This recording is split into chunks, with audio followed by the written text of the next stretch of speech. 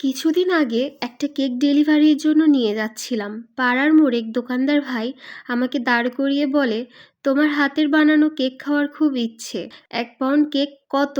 তখন বলে, আজকাল যখন পারো আমাকে একটা কেক দিয়ে যাও। কিন্তু সেই কেক দিতে আমার 4 দিন লেট হয়ে গেল। এরপর কেকটা যখন দিয়ে আসি, উনি আমাকে আমার লেট হওয়া নিয়ে কিছুই বলে নাই, বরং উল্টে উনি আমার কেক দেখে বলে, খুবই সুন্দর হয়েছে।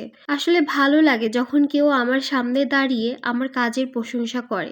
আর উনি খুবই ভালো একটা মানুষ, আমাদের পাড়ারই থাকে। ওনার ওষুধের একটা দোকান আছে। উনি নিশ্চয় ওনার মেয়ের জন্য কেকটা নিয়েছে। আমিও আমার চেষ্টার মতো আমি খুব সুন্দর করে কেকটা অনেক যত্ন সহকারে বানিয়ে দিয়েছি। আমার দৃঢ় বিশ্বাস এই কেকটা আমার সব বানানো কেকের থেকে সব থেকে বেশি মজার হবে।